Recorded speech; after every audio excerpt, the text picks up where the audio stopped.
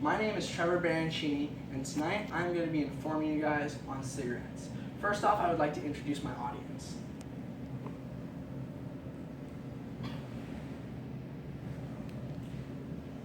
Now, is there anybody here who has a family member or friend who currently smokes cigarettes?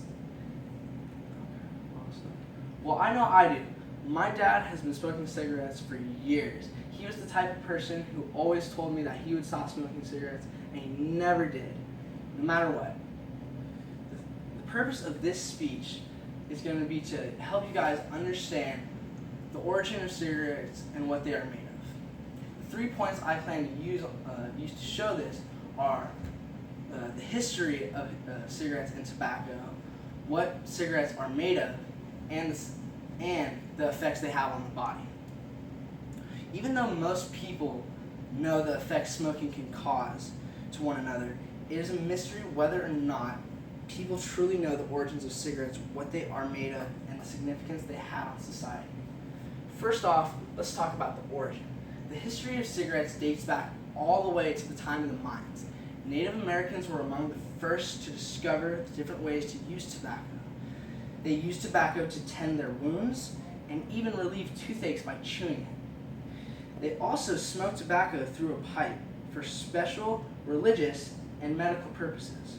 Unlike Americans today, Native Americans did not smoke it every day. By the mid-1800s, one of the most effective ways of smoking was rolling the tobacco into a cigarette.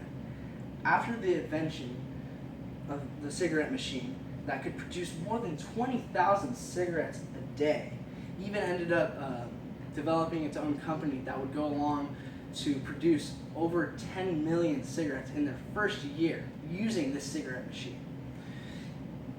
After this, cigarette smoking became widespread all across America.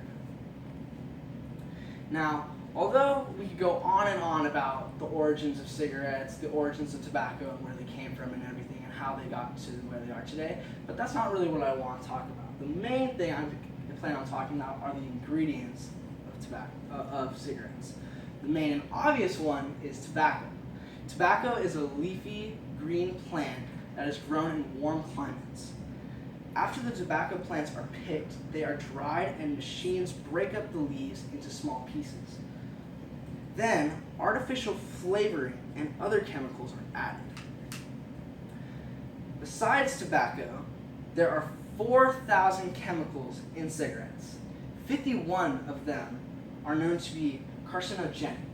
Carcinogenic is something that causes cancer. And for me, if you guys are not aware, cancer is a disease that kills most people who have it. 3 of the most widely known chemicals are nicotine, tar, and carbon monoxide. Nicotine is a strong, poisonous gas that is the main ingredient in bug sprays. So whenever you think about that bug spray you spray when you're in the middle of the woods and you don't want to worry about the mosquitoes, that's what you're inhaling when you're smoking cigarettes. A pure form of nicotine, 1 drop of it on the tongue, can kill a person instantly. Tar is the oily material which remains after tobacco. It remains after. A lot of the tar sticks to and blackens the lungs. This really damages your lungs and can cause it to look completely black when your lungs are supposed to look pink. The only way to get rid of this would be to stop smoking cigarettes. Lastly, the final ingredient that I'm going to be talking about is carbon monoxide. It is a poisonous gas found in the exhaust of cars. This can interfere with properly breathing. So every time you're smoking the cigarette, you're constantly getting this carbon monoxide into your lungs, which is slowly detrimental to your breathing. Now, leading into my next main point about the health dangers of cigarettes. These ingredients can lead to many health problems and shorten one's life.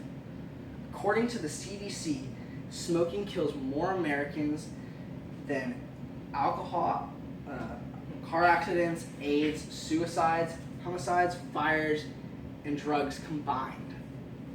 Because of smoking, 40% of men and 28% of women die prematurely. Every year, 174,000 smokers will die from heart disease. 143,000 smokers will die from different cancers. 83,000 of that number will be from lung cancer alone. And finally, 26,000 will die from strokes. This one has a little more impact to me personally because my mom had a stroke over 15 years ago. Not for smoking cigarettes, thank God, but this is a big reason I have been strongly pushing my dad to quit cigarettes. I feel like if more and more people truly knew more about cigarettes, they wouldn't be so popular as they are, and the tobacco industries would not be as powerful as they are. I hope that from this speech you gathered all this information, kept it in your head, and it made you really think that maybe smoking a cigarette isn't the best way to live your days. Thank you guys for enjoying. My name is Trevor Banashini, and once again, this is my audience.